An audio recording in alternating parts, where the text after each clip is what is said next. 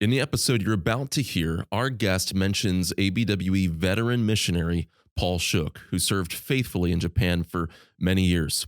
At the time of the recording, Paul's health was in decline, and we weren't sure of his current state. Well, on February 27th, Paul Shook went to be with the Lord at the ripe age of 101 after having served the Lord many years faithfully. And so we dedicate this episode in his honor.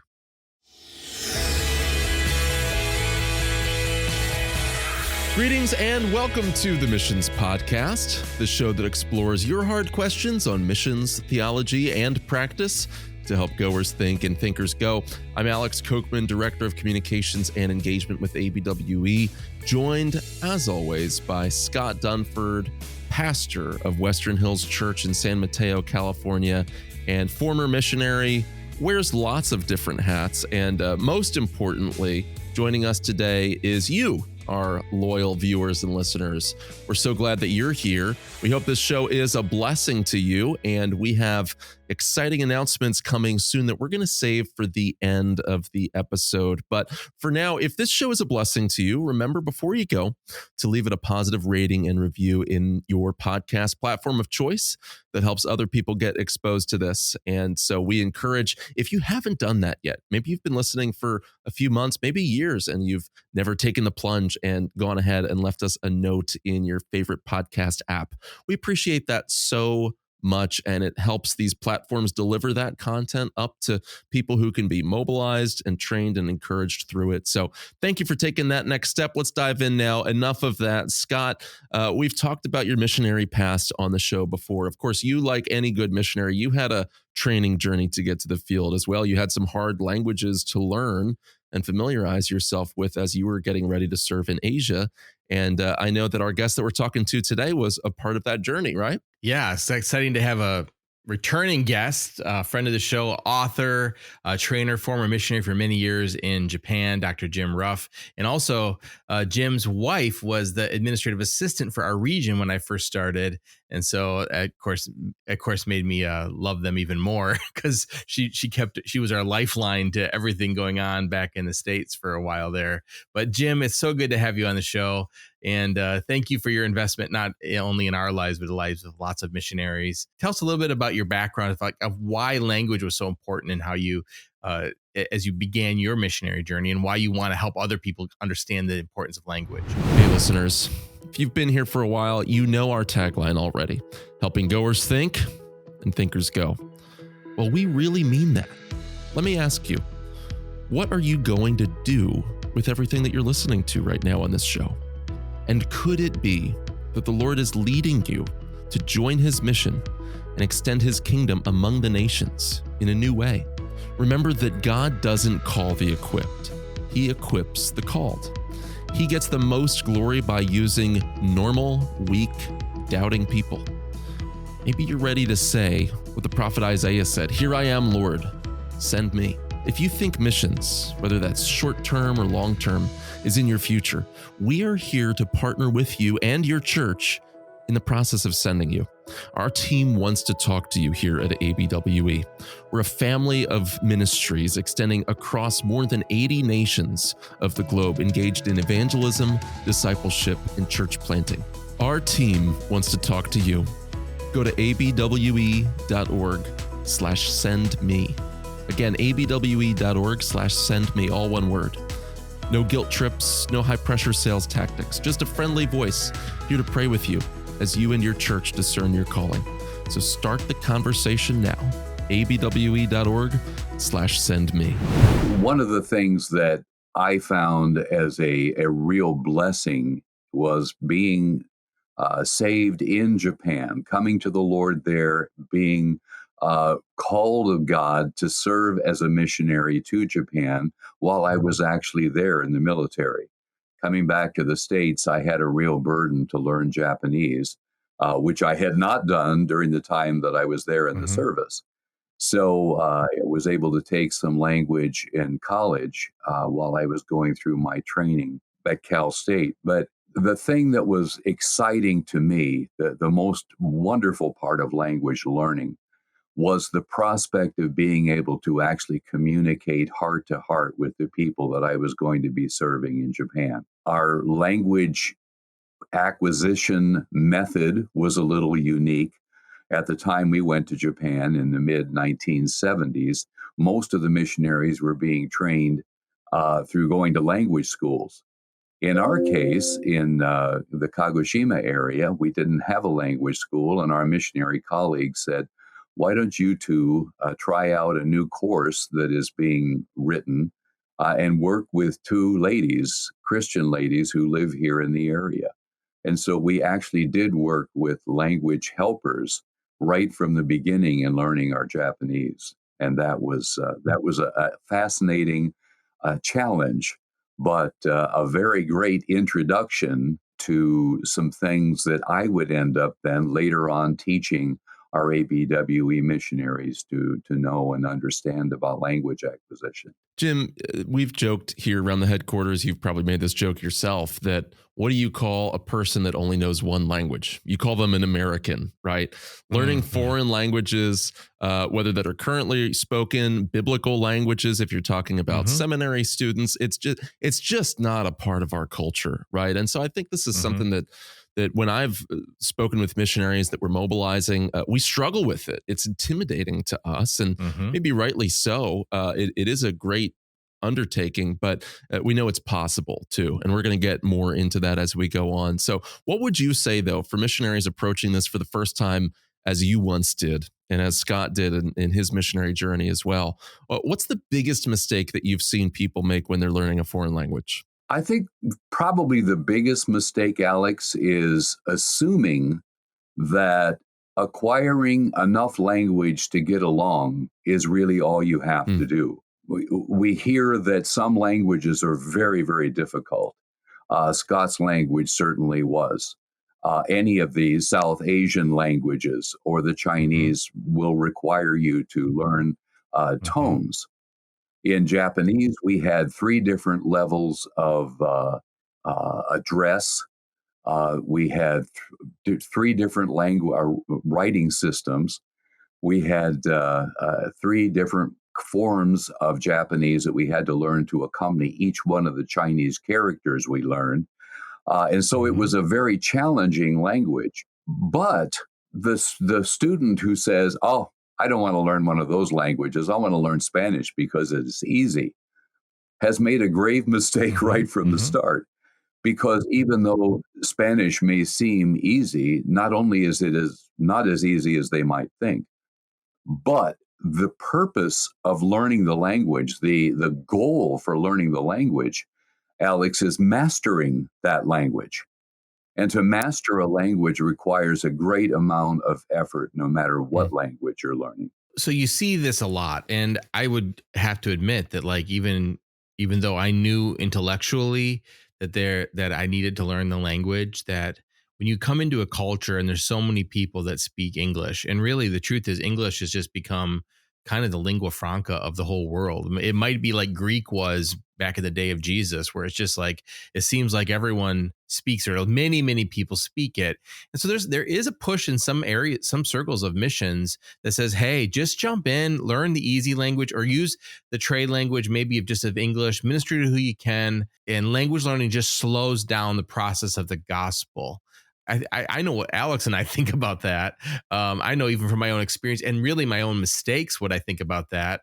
But what is your opinion about that? About taking the time to not just learn a lingua franca like English or a trade language, but really getting down into the heart language of the people? Why is that so important? I think number one, Scott, it's the word that you just used, heart language.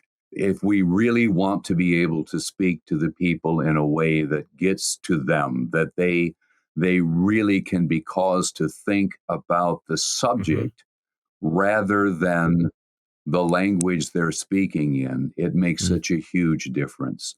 They hear what you're saying with their heart, not just their head. Michael Niebauer, in his excellent book, Virtuous Persuasion, made a terrific comment that I agree with completely, and that is that it's not only our responsibility to communicate the gospel clearly, but it's also in language that can be understood, but it's also our responsibility to teach the people the language of of our Mm, faith, the language of the mm, Bible, the language of Christianity. And doing that effectively requires that you're able to communicate well in that language, not just with the second language of that person and what might be a Mm. poorly acquired second language on my part. Yeah, Michael Neubauer, we had him on the show not long ago. Actually, people can go back a few weeks and listen to that episode. Another important related point to that is it also teaches that Christianity is not just from this other culture, whether it be an English speaking country or whatever context you're coming from, right? It communicates that Christianity is for all nations, all tribes, mm, that it Yes. can mhm, indigenize anywhere. It can Yeah. incarnate, if you'll allow that, analogy. It can take on flesh in any obscure, remote dialect or tribal language. And I think there's so much that we can learn from that too, even just in challenging our own hearts. Am I willing to be humbled, to embarrass myself, to be able to speak with broken grammar that makes me sound somewhat like a child to a native hearer? But am I willing to go mhm, through that humiliation for the sake of the ministry that the Lord's appointed me to? Now, there's something else with language too, though, and I want to get your thoughts on this, Jim. So, I feel as though I was shortchanged. It's my fault. Okay, it's not anyone else's fault. But at the time that I was doing my undergraduate in biblical studies, there weren't biblical language requirements with my degree program at the institution where I was. I think that's mhm, since changed, and so I just had this one track mind. I wanted to get my slip of paper and get out of college and get on with life. And that was something of which I've had to repent. But because of that, I didn't have that biblical language training. And I feel as though there's a disadvantage from that. Do you feel like, conversely, flipping the coin here, Jim, that there's an advantage to learning not just a biblical language, but broaden it to just any language? There's an advantage that gives you in communicating, in preaching, in teaching, and of course, in sharing the gospel, in all of the things that a missionary needs to do to communicate well. Because I know, even from some personal study that I've done with biblical Greek, for instance, just having to relearn English grammar in order to make sense of biblical Mm, Greek grammar mhm, yes. gives you an mhm. edge up. And I wonder if you've seen the same benefit for your ministry, that because I had to boil it all down to understand what is this English language that I'm speaking, what is going on in Japanese here, does that make you more careful and more effective in your communication in other ways? Can you sketch out what that might have looked like for you? Sure. I think one of the great joys of teaching English to someone who is learning English as a second language is to recognize the fact that English is hard. It sure is. English is a very hard language. And having taught Japanese people, having taught Bhutanese people, having taught Spanish people, English has given me the insight necessary to say, I am so thankful that I not only learned Japanese, but that I also learned Greek and Hebrew. Because the willingness that you mentioned earlier to humble yourself to the point where you become an infant in a language is tremendously helpful as a missionary. It gives you the ability to understand how difficult it is for other people to understand you. It gives you the ability to understand why the complexities of language are worth learning. It helps you to realize that learning the grammar is not all there is to learning a language, and that the application of language skills in life actually builds up the ability to Mm. communicate truth in a way that is absolutely essential. I had the actually the incredible experience of teaching Hebrew in Japanese to some of our Japanese pastors, and what a joy and what a humbling experience that was. Trying to learn the grammar again in such a way as to communicate it in my new language of Japanese. There are so many blessings and benefits of really understanding the process of Mm. language, what it means. God gave us language. Yeah. And so we have the privilege of realizing that our God can also help us in the process of learning it. Language, isn't just a way to communicate ideas. It's also, it shapes the way we think. And to learn another language is to enter into another way of thinking in some ways. The way things are expressed, the idioms that are used, the similarities between languages, but also the differences. And I think that also allows you, when you come to scripture, to recognize that, I've gotten into arguments before, and I'm sure you guys have too, with someone who's like, well, it's in plain English, and that's the problem, right? Like, the Bible wasn't originally written in plain Yeah. English, and with a different way of thinking, a different way of processing information and communicating that information. And learning another language kind of gives you a sense of humility about the whole process of recognizing that you're not just taking exactly the same ways of thinking and turning it into a language I understand, but you're also trying to enter into another way of thinking completely, a different kind of mind, a different way of organizing and processing that Right. information. And once you recognize the complexity of that, it makes the challenge of reading the scripture um, more challenging, but also, I think, more rich and full, and in 3D and color, not just in black and white print. Allows us to explore Oh, some of yeah. the depth of what was happening in Hebrew poetry and Hebrew play on words, or even in the Greek grammar, and the ways that people would be using those words to help accomplish their theological purpose as the Holy Spirit's guiding them in writing scripture. So I think it's so helpful to even try the process. If those of you who aren't going to learn a new language but want to start dabbling in it, that will help you too. Just Yeah. to force yourself to be to be stretched a little bit in that area. And realize the fact that whether you are crossing a culture in your own country, or crossing a culture by going around the world, or even crossing a culture by studying the Bible, Hmm. whenever we reach into the Mm, past, whenever we reach into the lives of other people, the minds of other people, we are making a cultural journey. It's opening up a new world, and you are walking into that mm. world as a guest, as a visitor who desires so much to become at home, to be a part of the world that they live in.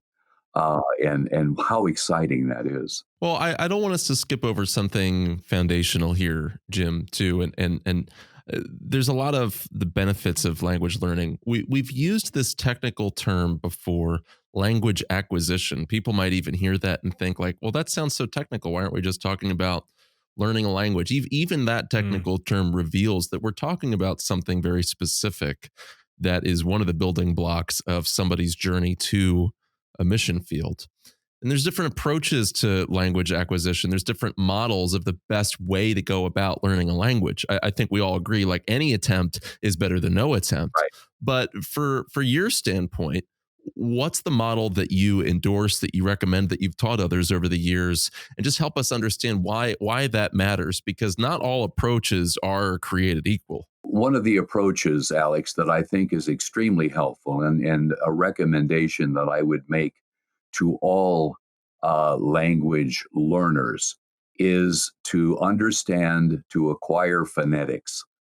I believe that Mm, phonetics is absolutely crucial, both for your ability to communicate well, but also for your ability to understand what you Mm. hear. In English, we have about 44 different sounds that we use and hear regularly. But people in other cultures will speak sounds that we are not familiar with. We will be hearing things that we've never heard. We'll be forced to communicate, whether it's clicks or tones, whatever it might be. We're forced to communicate a language in sounds that we have never made before. And one of the phrases that I like to use is, we have to take off our English mouth and Mhm. put on mhm. our Japanese mouth, or whatever other language we might be learning. because it's the only way in which we will pronounce that language in such a way that the people will be able to identify with the sounds that we're making. Language acquisition as an adult is not the same thing as learning as a child. A child learns naturally through the ears the language, and they have a perfect pitch, a perfect way of sounding the language, so that someone listening to them on the phone really doesn't know whether they are native born speakers or from some other place. But as adults, we have to devote ourselves to the process of learning according to the ways in which we have acquired adult languages, adult subjects that we're learning. We have to apply different principles of learning, and phonetics gives us a good part of that. Another part of it is simply the recognition of the fact that language learning is a process of not only reading and hearing a new language, but it's speaking that language as well. And that means that we have to be willing to embarrass ourselves. We have to open our mouths and speak. For me, that was an important thing. For my wife, it was much more important because Jan was not willing to open her mouth until she felt she had it mastered. I blundered in as a big oaf and said, I've got to talk. So I started using Japanese, even when I knew that I would make mistakes, simply because speaking while learning is so important.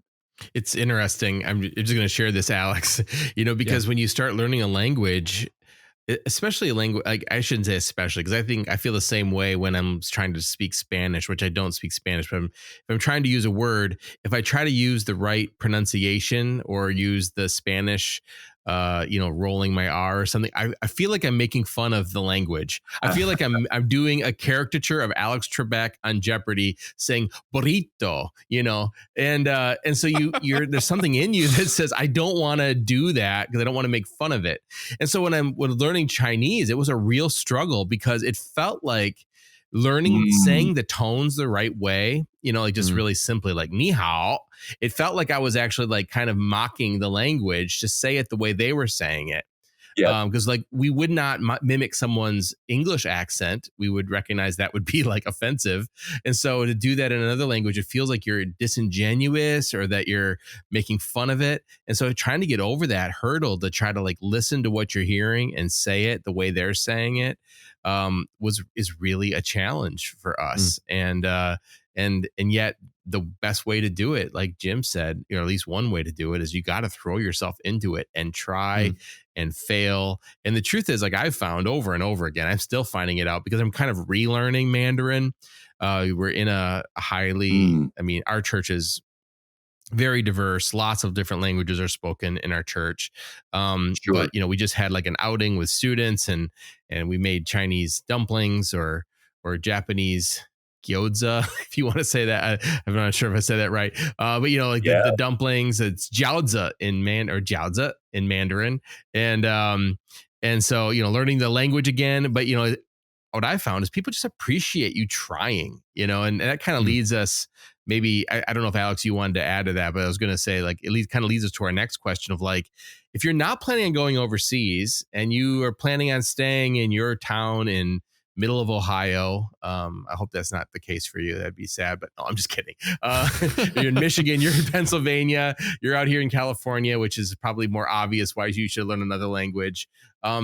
Should non-missionaries try to even learn a language? What are the benefits in just relationships of someone who's not planning on going overseas, not planning on living overseas, maybe lives in a predominantly English speaking community? Why should they try to learn languages? Well, why not is is the first answer I guess I'd give.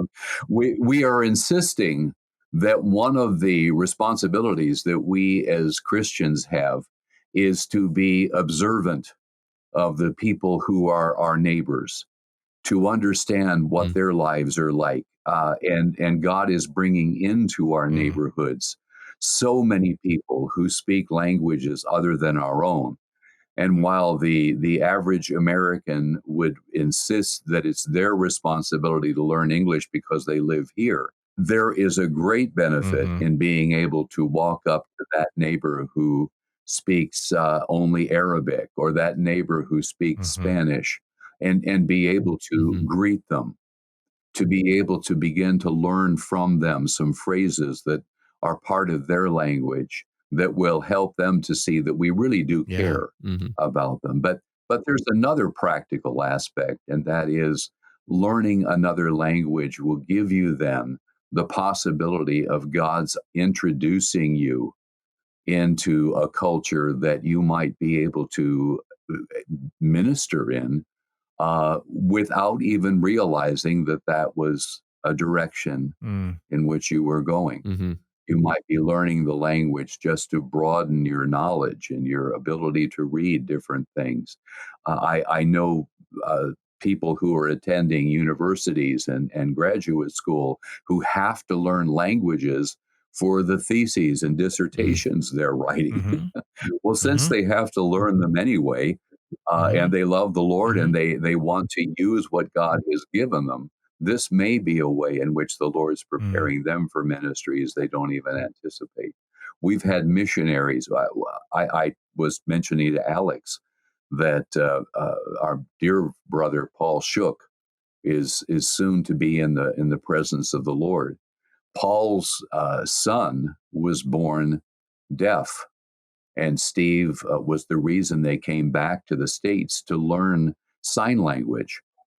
After they learned it, they went back to Japan and they were introduced to a couple of young men who were burdened to start ministry among the deaf in Japan, their peers. And because of that combined interest, the Shooks started learning Japanese sign, with the result that not only did they help that ministry, but they participated in it, growing Mm. over a dozen Mhm. churches in Japan as a result of that wonderful way in which God had prepared them to think about Yeah.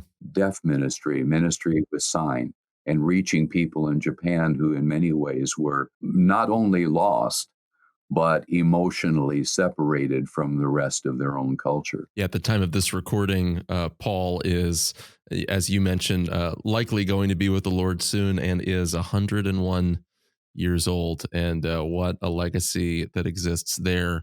I do want to circle back on something we talked Yeah, about earlier, though, as we think about, okay, how am I going to learn language? And this would be something you would especially face if you're in the States and you still believe, okay, having language under my belt, that's going to be an advantage in my context. That's going to make me sharper in these other areas. So I'm going to take the plunge. I'm going to do it.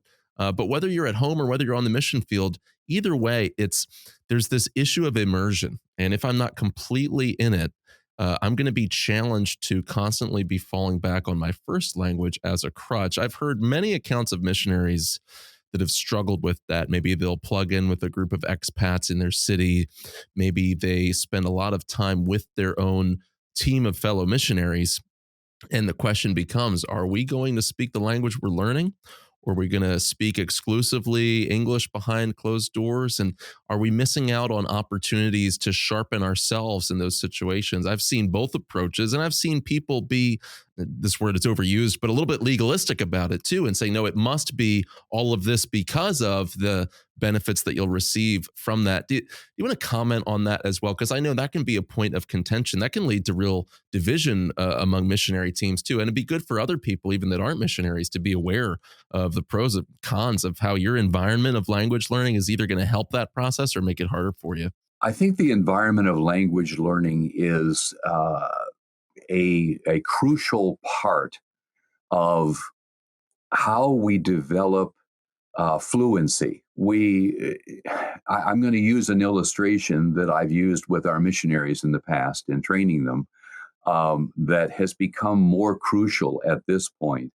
And that is, if you are truly going to learn the culture, if you're truly going to learn the language, there has to be a certain amount of Hmm. immersion. You will use your English. There will be people who want to speak with you in English. And if you're in the States and there are people around you who are learning English, you can be a help to them just by doing that for Hmm. them.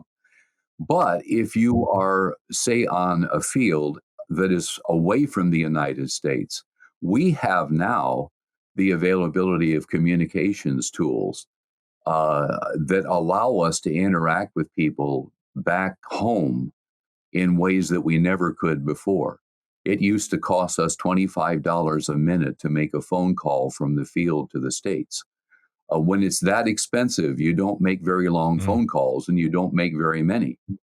But if you're living in Japan, for example, and you have the capability through Zoom and through other social sources to be in touch with the people back home all the time, there is a temptation never to really become part of the culture Mm. in which Mm. you live, never to learn the language effectively because your mind, your heart is still back there where you were in the States and not where you are among the people whom you are learning to love and to whom you'll be ministering the gospel over the Lord willing over the years Yeah, ahead. it's an important reminder. I mean, I think that applies to so many things in ministry as well, not just learning the language, but learning the culture and acquiring a taste and a love for the culture in addition to the language. Again, if you are one foot in, one foot out, don't be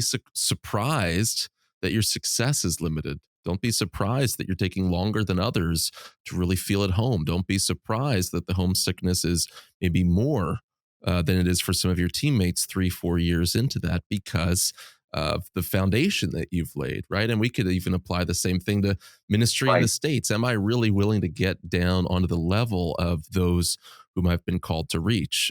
Scott, I know that you've experienced those things too. And I don't know, do Yeah. you look back, Scott, and do you wish you'd done it any differently based on the wisdom that, we're hearing now, Scott? Oh yeah, a lot. And it wasn't because Jim didn't tell us this, so I'm not blaming Jim. In fact, the things that he taught us, Carol Bibigos, she was part of that at that time. I still remember many of the comments that he made. A few things stood out to me. If I can just reminisce for a second, but like the most important word in any language are the words you know. Do you remember? I don't know if you remember saying that, Jim. You probably said it 100 times, but I still think about that a lot. As you're learning a language, pick up on the words you've learned and build off of those. And that's something that just kind of stuck with me. But okay, back to your question. I would say a couple things from my observation, and I'm not an expert, and so I'm going to defer to if Jim, you can veto my comments here on this. One, I would say agencies and organizations and teams need to really, really hold people to the fire on language learning because it's hard and you want to quit. Yeah. Um, Mm. and or if you're like me and you're just a go-getter, you find a million ways to do ministry with your bad language, and it ends up making for shorter term gains. And you'll see, I've seen it, where guys will make, it looks like they're doing a lot more than anyone else is. But like the people who take the time to get really good at the language go farther, and it's a marathon, not a sprint. And so, you feel pressure sometimes in the field to like, I want to report good things and I'm doing stuff. I don't want to just be learning language for 4 years. That feels like a cop out. And sometimes it is, but not usually. But the people who've taken the long road generally go farther. And I think that is worthy worth remembering. I would also add that to that, though, is that not everyone's going to do it the same way. And so sometimes I felt like there was a struggle with some who love sitting in a classroom and they like to write out their characters every day and they do it a certain kind of way. And they really grew and learned a lot that way. And so they wanted everyone to do it that way. And like for me, I felt I learned, yes, I had to be in the classroom some, but when I was like out on the basketball court, like chatting with the guys and being forced to use those words every day, I got better faster. So I think there should be a little bit of flexibility in recognizing there's different ways to learn the language. There's different methods for practicing your speech, and to allow a little bit of flexibility, not on language acquisition, but on how people need to learn the language. Because I think finding a way, it's hard. It's the hardest thing I've ever done. And I would say I'm not very good at Chinese. I was okay then, and I'm terrible now. But it was that year of concentrated 40 hours a week language learning was probably the hardest mental thing I've ever done. And so it's easy to try to want to just shortcut that, but putting in the work and finding ways to make it enjoyable and learning how to focus your mind and your energies that way can be so helpful. And I would say even to this day, even though I don't have long conversations with people in Mandarin, the fact that I know some Mandarin, it just gives me a leg up. I've had Asian people say, "You understand us," and I'm like, "Why do you think I understand you? I know I don't understand you, but you do. You understand our thinking, because they hear me speak a little bit of Mandarin and they know where I've lived, and it just gives me an advantage, and it helps people feel like you cared enough about them to try to learn something about them and their history and their culture and their background, and it just gives you one more opportunity to minister to people that you wouldn't have had otherwise. One small thing for me, I'm the guy in the room here who hasn't gone through this, but everything you're saying resonates with me. I can recall one time, maybe I've even shared this on the show before. If I have, you can stop me. We had Syrian neighbors in our neighborhood, and seeing them outside. I remember one day, and there was a period of time where I was trying to learn more Arabic vocab, and ended up not pursuing that a ton, but greeted one of the family members with "Assalamu alaikum." And Mhm. that opened the Mm, door. There was this, Mhm. you don't hear that in yeah. York, Pennsylvania. Okay. and, Mhm. and there was a double take. And from there, a relationship that lasted a few years opened up, and our families were able to spend significant time together over meals, and spiritual things were discussed, and still have a real fondness and affection for that family, opened just by a greeting in another language. I Mhm. can imagine how Mhm. much more effective we could have been had I been conversant in Arabic. Now, fortunately, they're fully conversant in English, but how much more so should Yeah. we commit ourselves to this? Jim, what would be your final exhortations then for people listening to this, for people maybe being convicted, like, I just haven't been putting in the hours in language study as I should be, and whatever you feel most is on your heart to share. But I wonder if a closing thought might be important to remind people that there's a law approach to this and a grace approach to this too. And we need to have rigorous discipline. We also need to recognize God's going to use us even with our really imperfect language study, all the more because he gets glory, right? What are your thoughts as we wind down? I can't rebut anything that either of you said. You both stated it so well Look at that us. falling in love with the people is falling in love with the things that are part of their Mhm. lives, and the more they see how much you care, and how much you're willing to put yourself out to become part of their culture, even to the point of their saying how well you're doing when you know you're falling flat on your face. I'd like to share a story, if I could, that shared with our pre-fielders so many times, but it's such a good one because a lot of people really struggle in language learning. They go with every intention of doing extremely well. And there was a missionary who had the absolute best name for a missionary, Jonathan Mm. Goforth, Mhm. whose story I'd like to tell. Jonathan and his wife, Rose, arrived on the field in China. And this is back in the 1800s. So I want you to imagine that life was very primitive and they weren't sure what they were getting into. But they moved into what they considered a comfortable home and had a language teacher, Mr. Lee, who came for exactly 2 days, and after demonstrating that he was so afraid of them and so nervous about their probably poisoning him that he ran away. They never saw him again. Jonathan continued to try to do his Chinese study as best he could over the next few months. And then his dear friend Donald McGilvery came from his home, Knox College, arrived there, and those two were such good friends. Their friendship continued until Donald actually died many years later. McGilvery was incredible. This man was had such an ability in learning Chinese that, Scott, I hope you'll bear with this. He was able, within his first month of Chinese study, to give the entire character, all the characters in the Gospel of John, with their readings, their pronunciation perfect, and this was in addition to his regular Chinese study. And alongside of him was poor Jonathan, and Jonathan struggled. In fact, after Donald got there, the two of them would get up, and Jonathan had been trying to share the gospel during the time that he was learning the language and really struggled to do that. Donald would get up and start to speak, and they would say to Jonathan, sit down. We understand this one. We don't understand Oh, you. boy. And finally, it reached the point where Donald turned to Rose, or Jonathan turned to Rose one day before he left and said, if I don't get the handle on this language, I'm afraid that my ministry is going to be useless. And so he picked up his Bible after thinking about that for a moment, went to the place where he normally would meet together with Donald and the people, and he began to speak.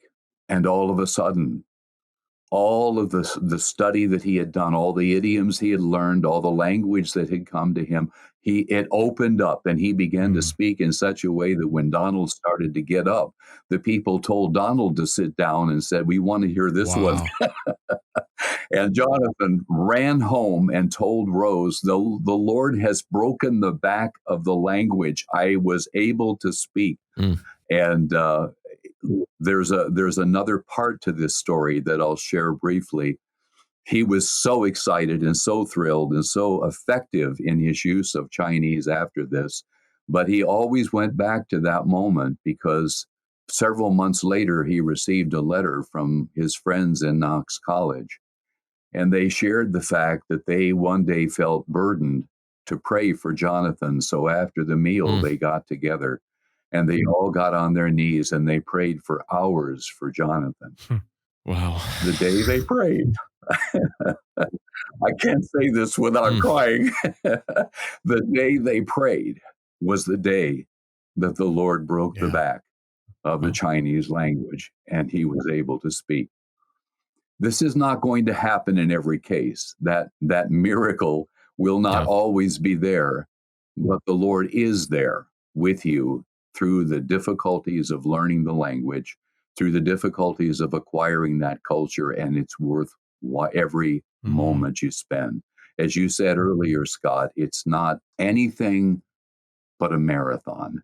And we always used to say, after 2 years of Japanese language study, we have just begun. We're thinking in the language, we're communicating the language, but we will spend the rest of our lives learning Japanese. Wow. There's no way we could end other than with that powerful story of God's grace at work. Thank you, Jim, for joining us. Now, at the beginning of the show, I mentioned an important announcement, and so we'll tag that on real quick before we head out.